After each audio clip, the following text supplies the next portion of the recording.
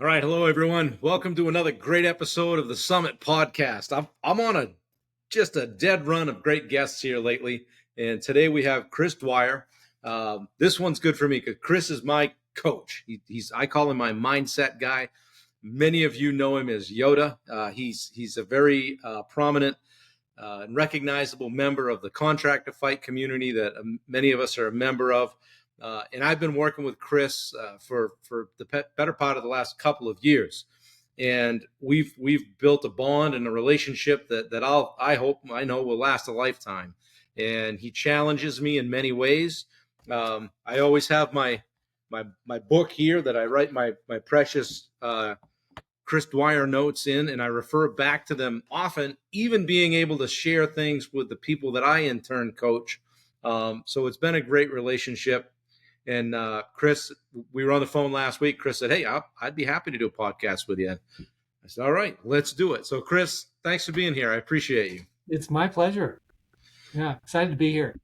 Yeah. And excited to work with you, Bob, in general, and to see just how your podcast has grown and the things that you're talking about and the people you're reaching and the information you're getting out there. It's just it's an honor to be here. Well, thank you. I appreciate it. And we're gonna dive into a few things today that we hope you guys will be able to take something from. And that means I'm going to have to get a little vulnerable and share some of the things that we talk about, which I don't mind. But it was a couple of weeks ago when I said to Chris, the general public, I don't do well. They're just kind of pissing me off. I can't go out to dinner and somebody's not obnoxious. Somebody's not running their face. I can't just sit with Wendy and have a nice time. I can go to a nicer restaurant and pay 3 times as much for dinner. That takes care of a lot of it. But how do I deal with just people being people? And it seems like nobody gives a fuck. And so we talked about a topic for this podcast as empathy is a superpower, and why it matters to give a fuck. And so that's where we're starting today. And I thought I would just roll the ball out here with Chris. And Chris, I'll let you share kind of what you told me about that, because my default response is to say, "Oh, that guy's a prick.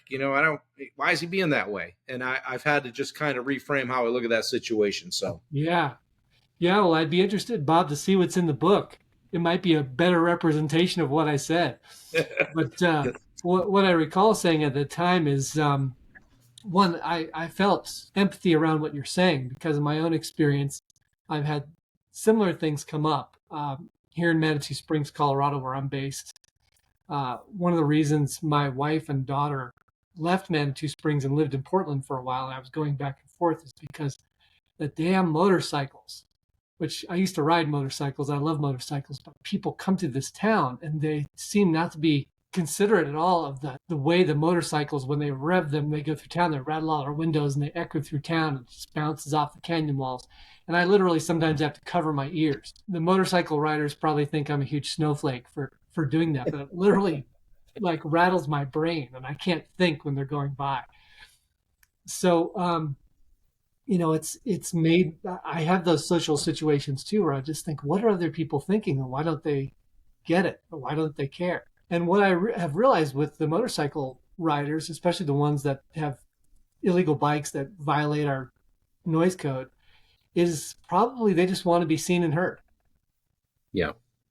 And so from an empathy point of view, looking at your situation that you were describing to me a couple of weeks ago, and in the restaurants you go to and the places you chill out, people aren't thinking about you, not because they don't care about other people, but because they want to experience pleasure themselves, or they have their own thing going on, and they may lack a certain self-awareness, or they may just be doing their thing in the way that they know how to do it and not realizing its impact. So it's not that they don't care per se, though they might not. It's that they're prioritizing their being in their own vibe over how that affects others. And I think you challenged me a little bit to kind of like dig into, you call me an empath. You refer to me as an empath. And, yes, you are a huge empath. And that was kind of news to me when you said that. So I've always just been,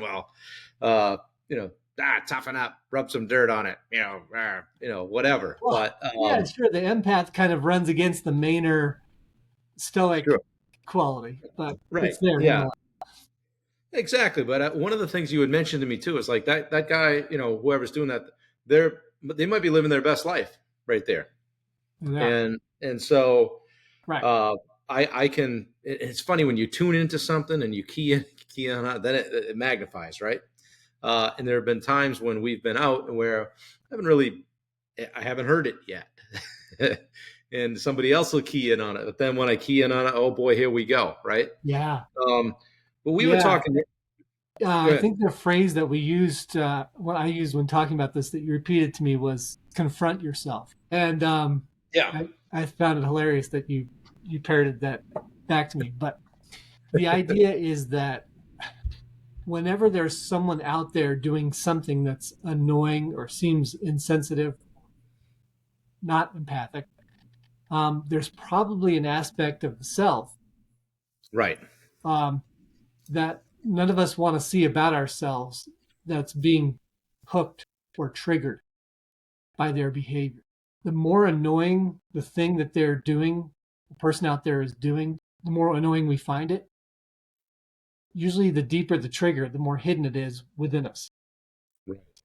So, in the example that you and I were discussing about the person at the restaurant who's speaking so loudly you can barely hear yourself think, much less have a conversation with someone else. As much as you probably don't want to see it, there's probably an aspect of you that has been insensitive to someone before, or um, Oh, sure. always has to have his voice be the loudest in the room. That Yep. is annoying to you. And this person out there is simply activating that knowledge. And I'll be damned if I want to see that kind of stuff about myself. Right. Right. Yeah. Exactly. But if I'm being honest, like upon further investigation, there is a part of me that wants to be seen, heard, and I want to be the star of the show, which is why I go around to people's podcasts and make sure that I'm the star. Right. It's all about you. Yeah. Um, there is a part of me that, as a kind of belligerent loudness, like a loud motorcycle, that wants to, you know, be known, wants to get out there beneath this calm exterior and Right. make a splash. And so, of course, the motorcycle drivers are making me nutso. Yeah. Yeah, where we live, it's a busy road, and the guys come, they take a left, and it's kind of an acceleration point, and they, I don't know, what do you call it in the motorcycle, knuckles Yeah, up. yeah, They're, they got to have every ounce of it, and I'm over here, like, oh, and you challenged me. I found the page in my notes. You said to go deep into my empathy. Can you explain a little bit more what you mean about that? yeah. The same thing that gets triggered within you, this part of you or me that is the loud motorcyclist or the loud talker, is also the one that can relate to the person who's doing the loud talking or the loud motorcycling. And so if instead of treating the trigger as something that needs to be repressed, oh, that's not me, which usually shows up as othering the motorcyclist or the loud talker, right? That guy's an asshole. That's what othering sounds like. Right. But instead of doing that, which might happen first and may feel somewhat uncontrollable, but getting past that, the next step is discovering the inner motorcyclist or the inner loud talker Yeah. and saying, okay, what does that guy, what's he all about? What does he really want at an emotional level? Hmm. And Yeah.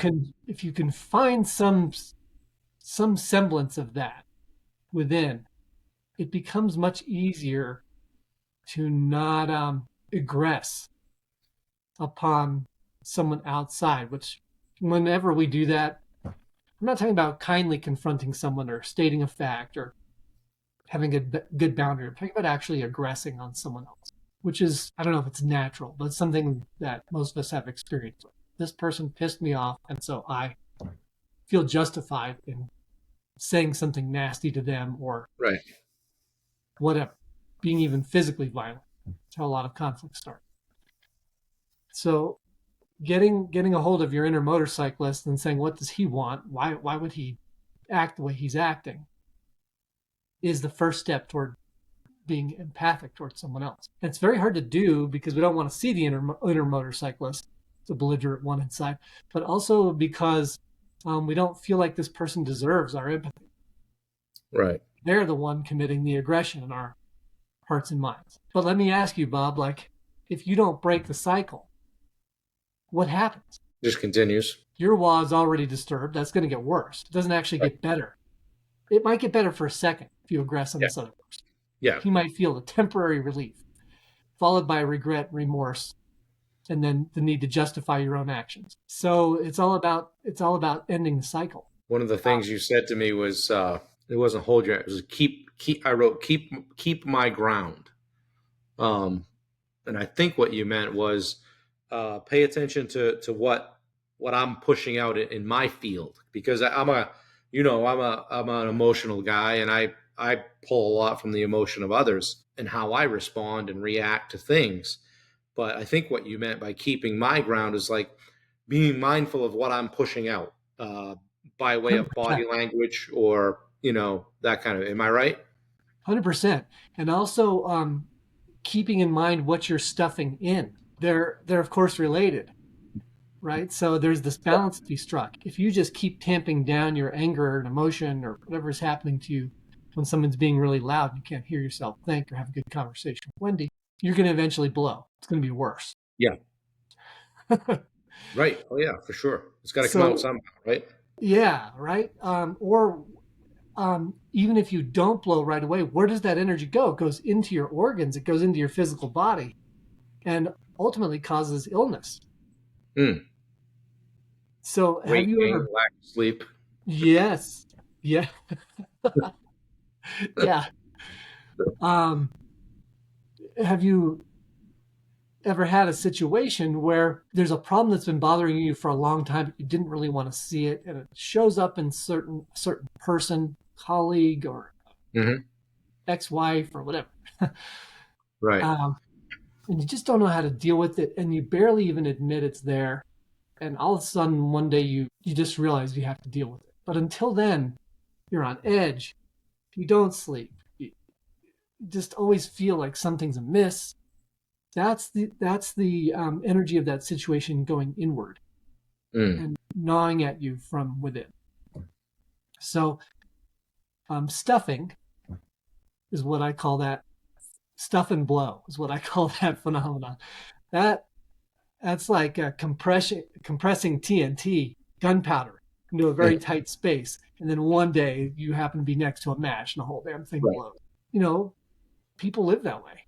It's a horrible way to live. I think maybe a better way of saying it would be a lot of us live that way at subtle levels for a good chunk of the time.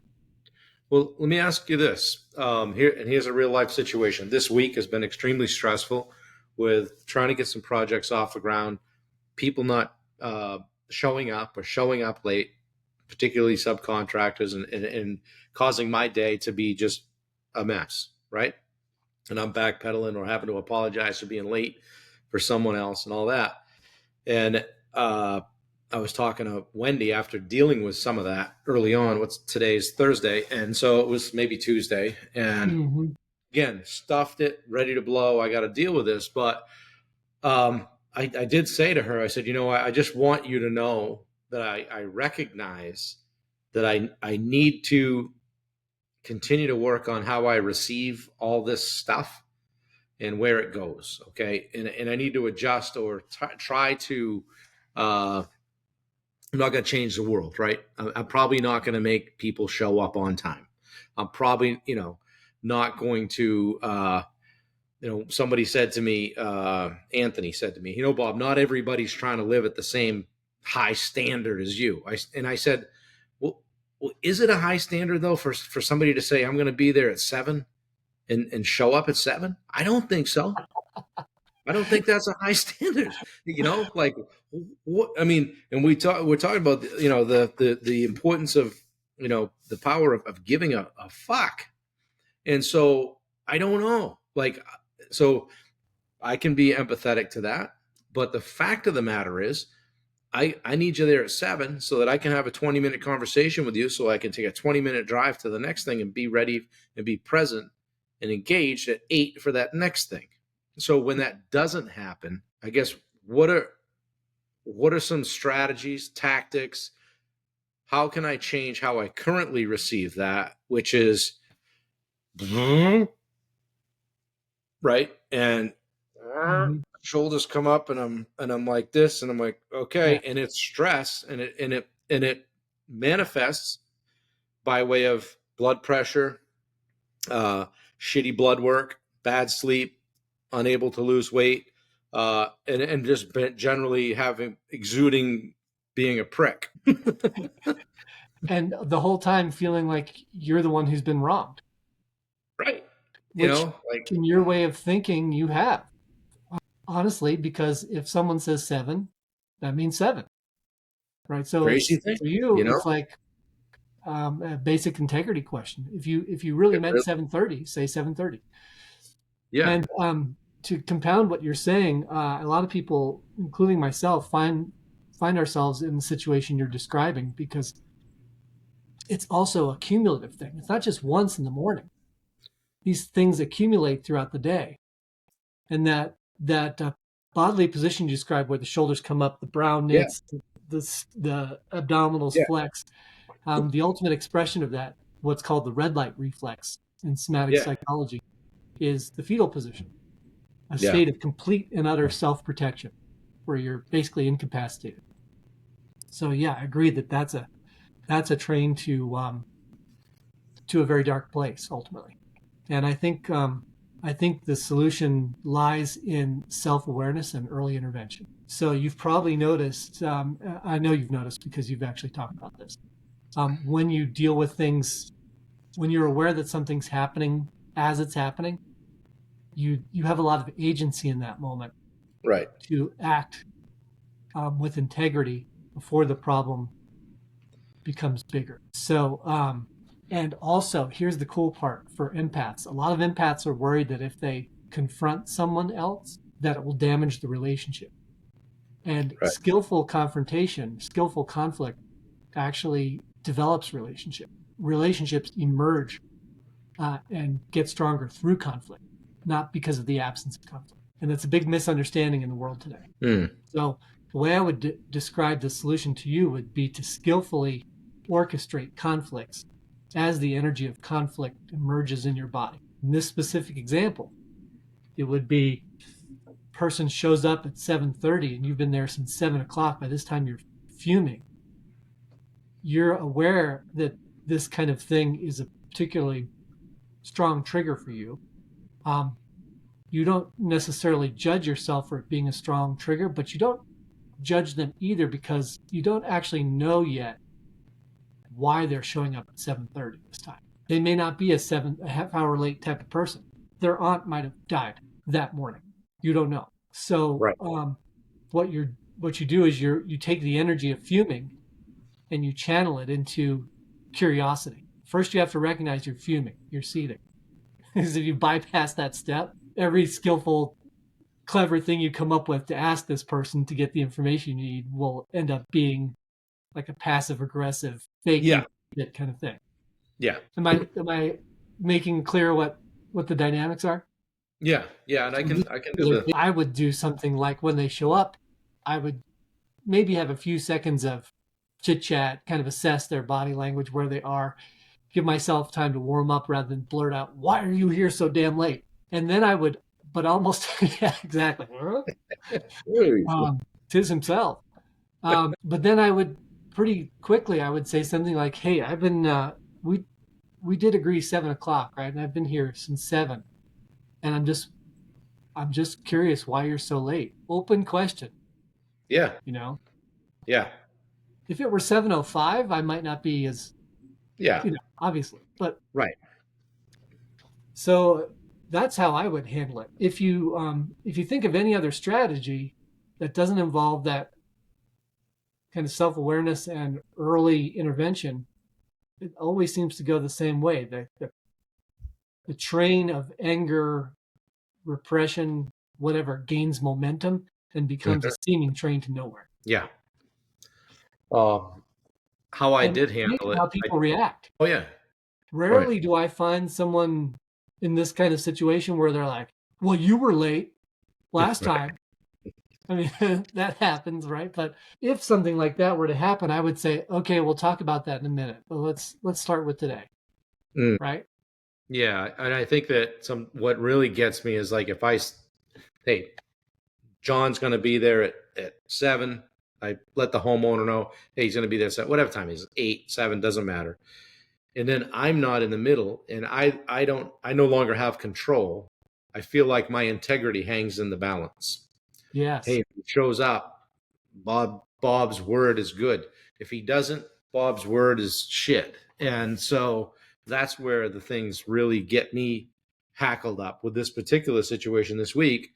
I had another time where 2 days later I had to meet the same person, or the next day I had to meet the same person at 7:30. And I just said, hey, real quick, I said, we gotta I've got to be gone by 8. I got some things to go over with you. Can I, could you please be there at 7:30?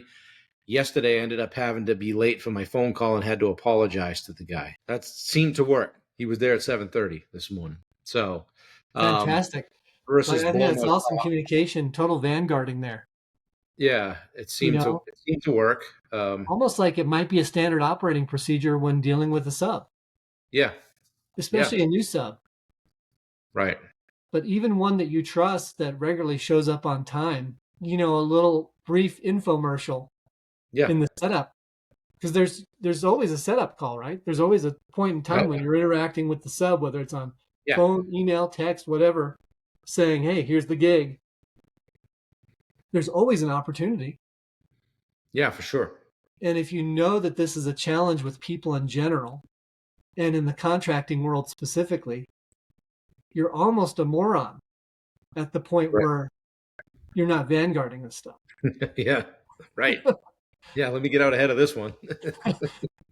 It's just a thing at that point, you've got so much life experience, you just know what the script is. Yeah, yeah. Um, yeah, and I mean, and you do some contracting as well with your properties and things, and you end up having to. And I've said this to people before. Like I always say, you are what you surround yourself with, right? And so some days I end up by virtue of what I do, I'm around some people that don't try to live to the same standard that I do, and I'm not coming at that from an elitist standpoint. I have a lot of work to do, and you know that we work on stuff all the time. As do I. But Yeah, I what get it. are what are some things that help when you have to deal with some people that aren't drinking the same Kool-Aid, so to speak, that really don't give a fuck. They don't some of them don't care. But you need to, hey, I got to get that drywall up, or hey, I've got to get my car fixed, or whatever. But you're forced to interact with these people, and it doesn't have to be in business. It could be in your daily life, right? The server that doesn't really come back and see if you're good at your table. The people that situations where you're just like, that could be better. Yeah. Yeah. I tend to be probably a little too forgiving of others in these Hmm. kinds of situations. I think an area that I have to work on, since we're getting vulnerable and talking about areas of improvement, is doing what I was advising to you, which is kind of getting out in front of things early. Yep. I tend to give people the benefit of the doubt, etc. And I think that's in my case, that's actually what Trungpa Rinpoche, one of my erstwhile teachers, referred to as idiot compassion. Yeah. That's something that I sometimes mistake for caring about other people when it's actually just being sloppy Mm. about boundaries. Yep. So the dynamic you're pointing to here is, when do you act in a boundaried way and when do you act in a way that emphasizes more empathy, but they're actually related. And a boundary is a great tool for actually using empathy. So it's not as much of a dichotomy as one might initially think. My wife is more like you, Bob. Jillian's like, she's really compassionate toward other people, but she also has high standards. Yeah. about the way our vacation rental properties show up, about the way people show up in public, how they treat others with their their conduct, their manners, their social Right. skills. And I've learned a lot from her in this. I do think it starts with understanding your own standard, Right. and starting when someone else's standard doesn't click with yours, or they seem not to give a fuck. I do think there's some assessment period there that has to happen. And the assessment period is not necessarily going to a whole big thing about where they may be coming from, though that helps. But also knowing how much of an issue this is for you. I'll confide in you. I use other people. That sounds terrible. But it's not, I don't mean it like it sounds. I use other people to understand where I am. So if they're showing up in a certain way, let's say it's a server Mm-hmm. who just kind of plops the food down on the table, right, and then walks off and Yep.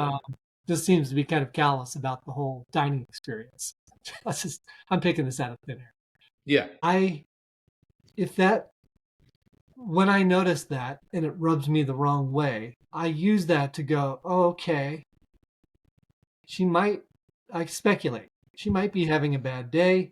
She may not be in the right industry. There could be any number of things going on. I let my mind run for a little while. And then I use that to go, okay, well, where am I right now? And how much does this, knowing those possibilities, where does this play into my situation and where I am? And oftentimes I'll come to the conclusion that, well, this food looks good to me and I really just want to enjoy this food right now. And so I'm not going to exert my mental energies Right. casting about any longer about how to feel about this or letting it disturb my wa. Right. Right. So most of the time I can just notice, basically observe, label, and move and roll ahead. This is a version of what I call stop, drop, and roll. There's a moment of pause, non-reaction, internalization. So I drop down into a little deeper state, use my mind to figure out what's going on. And then whatever I conclude, I roll forward on that. If I conclude that this person's treating me badly and is actually a hazard to the public or something, or, something should be said at some level, then rolling forward is not simply moving forward with the meal. There's actually some kind of confrontation coming. So there's that point in time between dropping down to that state and rolling forward where a decision gets made. And a lot of people kind of describe their thinking around this as, do I want to die on this hill? I think that's unnecessarily dramatic. But what they're really trying to say is, do I want to go through having a conflict? And if the decision is to have one. And here's where I think the wheels fall off the cart a lot for many of us. The minute we think, oh, I have to have a conflict, I have to intervene at some level and say something about the way I'm being treated or the way something's happened, we blow the conflict up into something that doesn't need to be that big a deal. Right. So in this case that I've given, where there's a wait person who's just kind of slammed the food down on the table, I don't necessarily have to have a conflict with this person. Hey, you slammed the food down on the table. I feel disrespected. The conflict might be something more like the next time the person comes around. It might be, I'm just making this up on the spot, but it might be something like, hey, how's your day going? Or what's it like to work here? Yeah. But genuinely saying that, not like passive aggressively. I find it amazing when I open up in this way, or I call out a conflict, even indirectly, with some empathy, how people respond. The wait person in this case might say something like, oh, it's been a day. Right. Or I don't know how much longer I can work here. Yeah, exactly. Clearly at this stage, this is not about me. It's offended me maybe in some small way. But now once the person has said something like that, I'm like, oh, yeah, the restaurant industry. Yeah, that second job. That thing about not knowing where my life is going and feeling like it's in someone else's hands. And now I'm on a completely different page internally. My ego's out of the way. The one been pricked or wounded or had his mustache twisted. You know, Yeah. now that's sort of off the table, and I'm in this other space of like, oh, this is kind of how life goes. So, very different place to be, isn't it? Yeah. Still, still in the same family, empathy, right? Um, Absolutely. so it's amazing when you engage someone and make it about them, things change, right? Yeah, as long Um, as you're not suppressing your own well-being. I right. think empathy can be a gateway to discover aspects of yourself and levels of your own well-being that are counterintuitive initially when you think about having a conflict or protecting yourself. Yeah. They're actually deeper aspects. But if they come as a bypass, if you're actually further suppressing the problem by pretending it's about someone else and being fakey nice, it's different. But it Good has to stuff, get. Yoda. I hope it's helpful. You know this though, like you're experiencing this all the time. I think, Bob, I think the hardest thing is when it's relatives. Don't you? Like Wow. the strangers are easy, um, relative to your relatives. Relatives got your number. Like Oh they've yeah. got you triggered 13 ways and sideways before you even know what's happened. Oh yeah. Yeah. Like because you're And so used to the you role them. that you play, Yeah. in relation to them. Well, the other thing too is you might say something to a relative you wouldn't dare say it to someone that you would see at a restaurant, right? Because you know it's somebody you love or they love you, you can probably get away with it. It's a safe place, right? Hmm, Maybe, maybe, yeah. but Yeah, or maybe they are really good at winging you and they kind of yeah, know they're doing it and kind of don't know. right, yeah, Sort of a cat and mouse situation. yeah. And they're Also, common, subtly trying to see how you're going to react to a situation that's provocative, right? partially out of desire to push your buttons, which gets them out of dealing with their shit, and partially unconscious because whatever, whatever their reason. Yeah, yeah, no, for sure. And it's all over the place, and it's kind of like, and before I started working with you and got involved in just personal development, I didn't really key in on the fact that I actually do have a choice how I respond to things, right? I can A, not show any outward emotion, let it bother me at all. B, acknowledge it, apply a kind of a boundary to that in with me, or just simply, as you've stated, just go deep in the empathy and look at it and go, hey, that dude over there is living his best life. He's having a blast, whatever. And you always have the choice to remove yourself from the situation. We can go Yeah, sit somewhere else. We can go to a yeah. different route. And I think there are degrees, and it depends on the situation and the relationship and where you are with yourself. I will say, I think the ultimate expression of empathy is basically walking around naked. I mean, Okay. emotionally naked, Yeah. like just completely Yeah. available to whatever comes up. I think it's important to have an ego. A lot of times in spiritual circles, people talk about blowing up the ego or, setting ego to the side, which I just mentioned. Hmm. In the very highest expression of a being, I think I wouldn't just recommend anybody destroy their ego. I think that's creating more resistance and problems. But in the highest expression of a being, the ego is very much in the back seat and lead with it. And we Right. recognize it oftentimes as an obstacle to truth and higher relationship. But on the path to that, the ego is not necessarily an enemy or even a frenemy.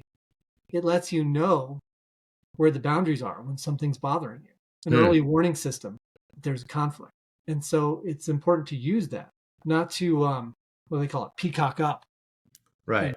fight Pop up. people or yourself, Yeah. but to realize, oh, something's going on here that I need to work with. But ultimately, as we develop and grow and use the ego more and more in that way to figure out where the boundary is and how to skillfully interact and relate, um, it becomes less and less of a thing, and we can really walk around emotionally naked and be in our true expression of ourselves, have conflicts skillfully, quickly, and move on. And everybody's the better for it.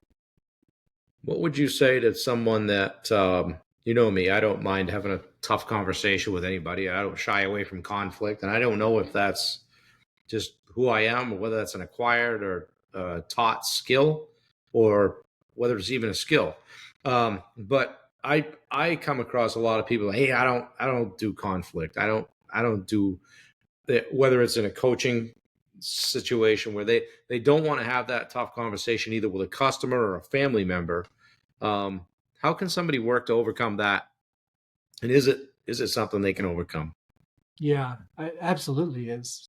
I think if they want to. Right. One level of wanting to is what are the subconscious barriers that they have to conflict. People who are conflict averse, I would hazard a guess that probably all of them had a conflict situation in their life early on. They experienced it as very damaging. They either didn't have any power in the situation when that conflict happened, Yep. or it happened repeatedly, or they didn't think they had power. And so that subconscious reality is playing itself out in their now over and over again. And they don't feel as if they can control it. So that may be, in general terms, what's going on inside with that person. And the Yep. solution to that is to find the root of that conflict and bring up in their awareness those early conflicts and face them and say, not so much to re-traumatize yourself, but to realize how that early trauma is continuing to play itself out in your experience now and how it's holding you back from better relationships, from better sleep, from skillful way of relating to your life and your business. So that's And a lot of people don't like the conflict. I don't like conflict. I'll run from it. They'll even avoid it to their own detriment, for lack of a better word. right. Right. They'll live not as good a life and they're okay with that. As long as I don't have to do with that. I don't want to have that conversation. Right. That's got to be tough. Yeah, it is tough. It is tough. There's a lot of courage involved, I think, on this journey when you start to deal with conflict, and it shows up like anything that shows up in your outer experience. A conflict you are having and don't want to acknowledge with someone else is, my way of thinking, simply a mirror of an internal conflict. Okay. And the internal conflict is not wanting to deal with conflict, or not wanting to see aspects of your own motivation, or even kind of a learned helplessness, not wanting to be in your own power because it takes some exertion, some Yeah. emotional strength to confront things that cause you stress. It's not easy, right? It's Yeah. not it's work. It's work. And Um, I think we're, as a society as a whole, we're pretty wired for the external. yeah. So, and we typically don't learn the internal skills that are required for this kind of situation. So, like, if I were to say to somebody, well, do you think that you're running from this conflict, don't want to deal with this conflict because there's some conflict within that you don't want to face? They'd probably look at me like I just slapped them across the face with a cart.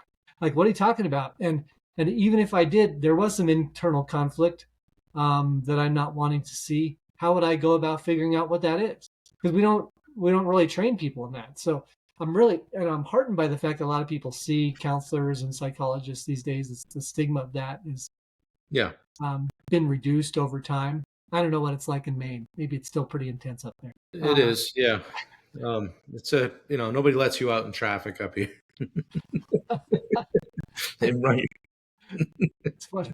So, but I think, I'm encouraged that people are seeking this out more and more. But there's this whole set of internal tools, how to work with yourself, how to see your own reality, Right. that you are constantly, this internal reality is constantly creating the external one. Hmm. And that external one is feeding back into the internal one. So it's a loop. But I feel like just making the skills more broadly available and using the tools is really important. And these days, you don't have to spend You don't have to spend 8 sessions with your therapist to get at some of the stuff. I mean, I think there is a phenomenon where we're collectively learning and things are getting not only more available, but easier to sort out if we're willing to go there. What's a great place for someone to start if they're saying, hey, some of this stuff resonated with me today, or hey, I struggle with this, or I'm not dealing with conflict, or hey, I get frustrated when I'm out and dealing with people and don't always handle it well. Yeah, What's a great place to start? I think a great place to start is with memory. Other cultures prior to this one have studied the mind and how mind, as they call it, works. Not the mind as in the brain, but um, in a neuroscience sense or behavioral psychology sense. That's an aspect of it. But mind, how thoughts flow, how thoughts create our reality, how the human psyche functions. And one of the things those cultures have picked up is that largely we human beings today live from memory. Hmm. That's why our lives don't change much. That, and we at a certain age turn off the learning switch and just kind of go on autopilot. See Right. people cruise into retirement, they don't seem to change much, and then it's this birth, school, work, death phenomenon where you're just kind of expected to live out your life according to these.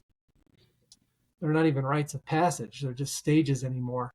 And your life is a function of what you did yesterday, just doing the same thing today. Right.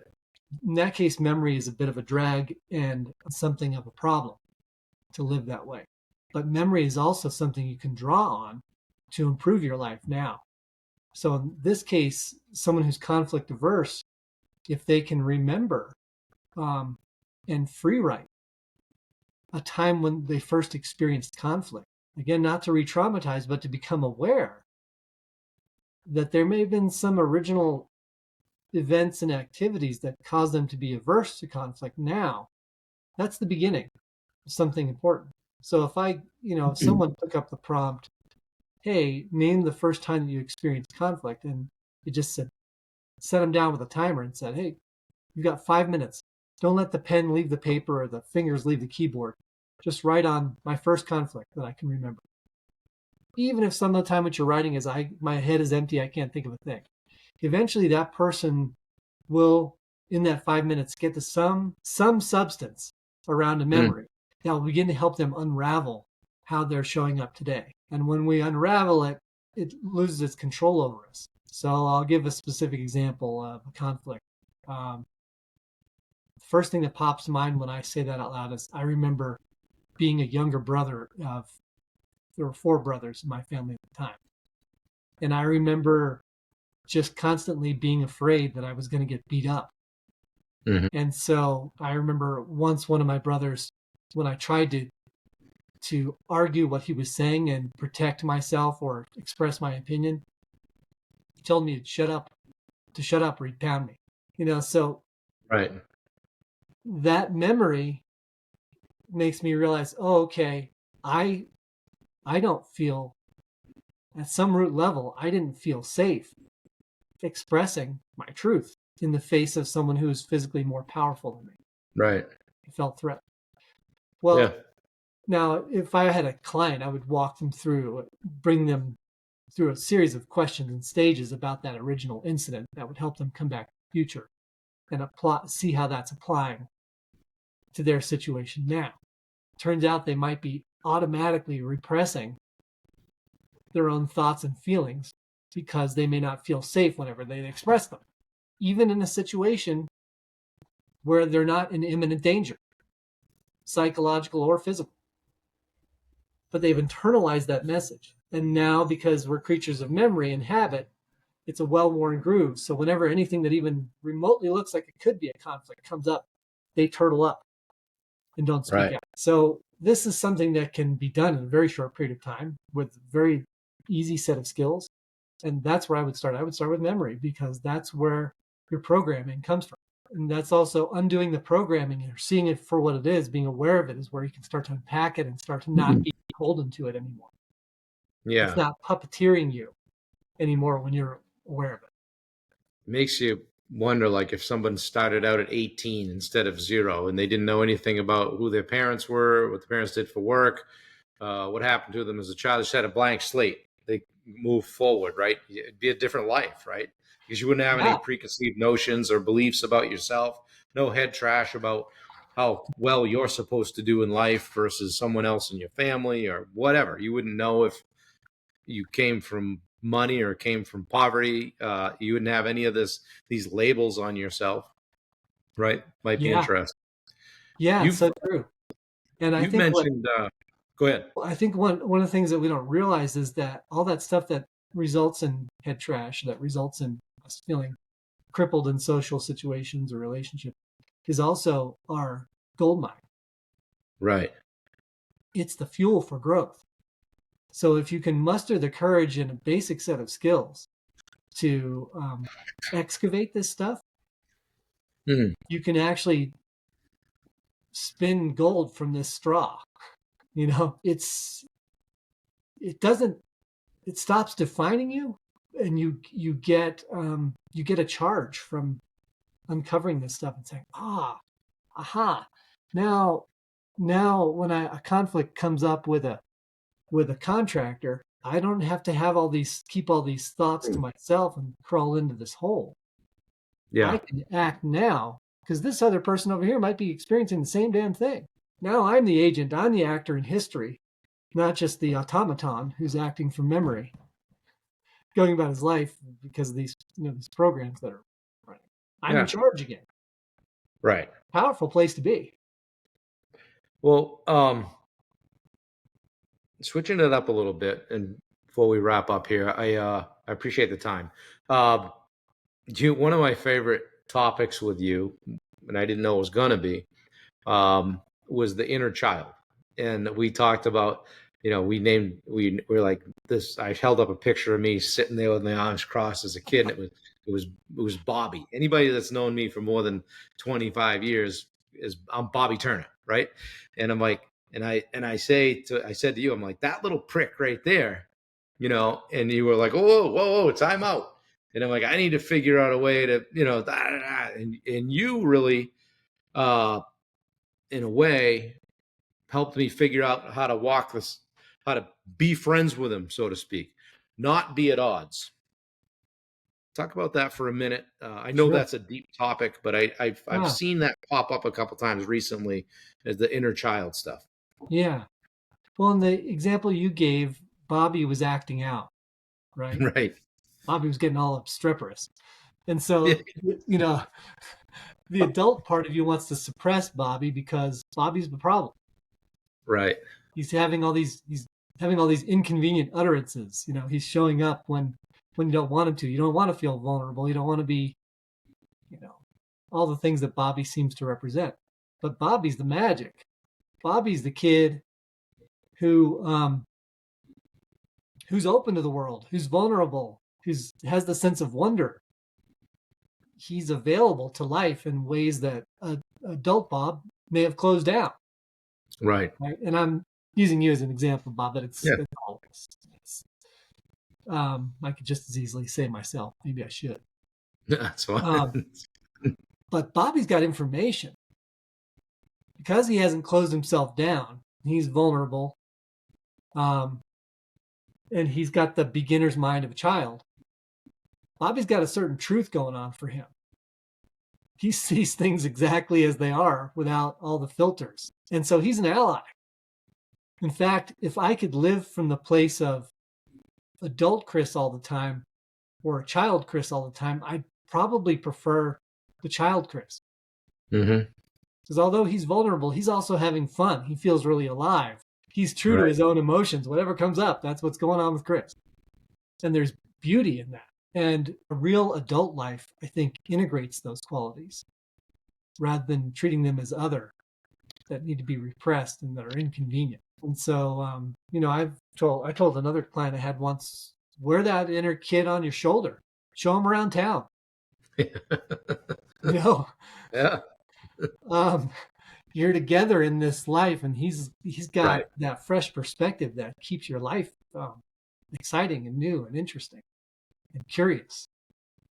So Yeah. that's really what that's about. Well, good stuff. We could talk for hours. but I want to give you the opportunity to let people know what you do. You've put some new stuff together recently. Yeah. What's Chris Dwyer up to, and where are you headed? Thank you for that opportunity. I appreciate it. Sure.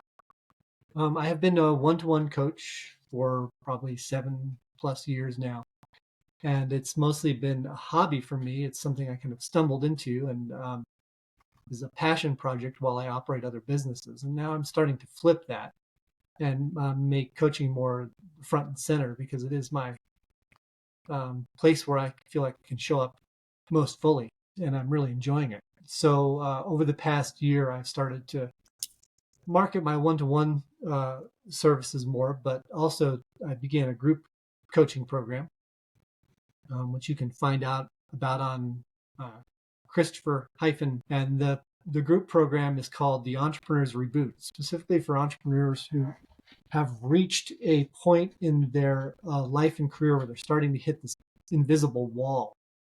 They can't push forward like they used to. They can't just muscle their way into greater business development, and it's starting to show up in their energy level. It's starting to show up in their relationships. It's starting to show up in how the business functions, and they're at this point where they want to. It's important to reconsider. So this is an 8-week group coaching program where there's a curriculum that lives online that you visit every week, and also there are weekly meetings in group, and there are 3 or 4 coaching sessions with me throughout the life of the 8-week program. And it's designed to just help you pivot, to come back into that authentic expression of yourself and the way you relate to your business. Some people who go through it really end up, they decide, ooh, this business that I've been running that's actually been running me is no longer my thing. And they decide to go into a more authentic expression of themselves. Some people go deeper into their business because it's just they've been stuck, but it really is what they want to do. And it's not really about it's about doing the deep dive on yourself just for the deep dive's sake to get your energy back and feel like you're moving forward in life. But it often has those kinds of implications. And so yeah, that's been front and center for me, is developing that program. I'm writing a micro book, which I haven't titled yet, but probably it's going to be about my life experiences with that led me to coaching. But that will probably include something about appreciation, because a number of years ago I went through a process, my own reboot, that caused me to view life differently, and it's something I think will be helpful to other people who are at one of those decision points in their lives and are just coming to realize it. And then I'll be speaking at the Mile High Profit Summit for contractors in a month. So that should be fascinating adventure. I'm looking forward to that. 400 plus people. Yeah. So there's a lot going on. Yeah, I thought you were going to leave that part out. I was going to remind everybody that, guys, if you're in the contracting space, or frankly even an entrepreneur, and you want to go to a great event, it's a Mile High Profit Summit. Chris is one of the coaches with the Contractor Fight. I've been a member of the group for I don't know, 3-4 years, whatever it is, and just met nothing but great people. And Chris is speaking there this year. He missed it last year because he sneezed and threw his back out. So. But I don't mean to laugh, but I was like, where's Yoda? Nobody. It's funny. Comedy equals tragedy plus time. Right. Yeah, exactly. Well, Chris, it's been a blast. I love you. You're one of my favorite people. Love you, Bob.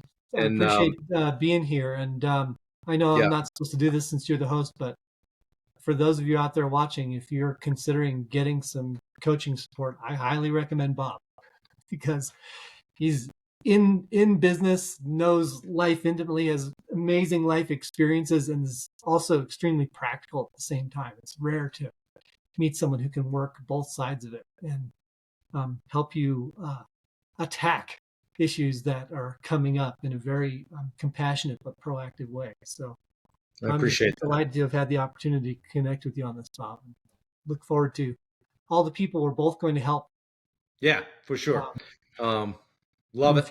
Love having you in my life. So appreciate you doing this, and I'll see you in Denver, and I appreciate it, guys. It's been Chris Dwyer. I'll put in the show notes how you can get a hold of him. Super great guy to work with, and if if my testimonial, you need more than that, get on the phone with Chris and just talk with him. So, guys, thanks a lot. It's been the podcast, the Summit Podcast, episode number 61. We're on a roll. Thanks, guys. Yes. Appreciate it. We're out. Thanks, Chris. Thank you.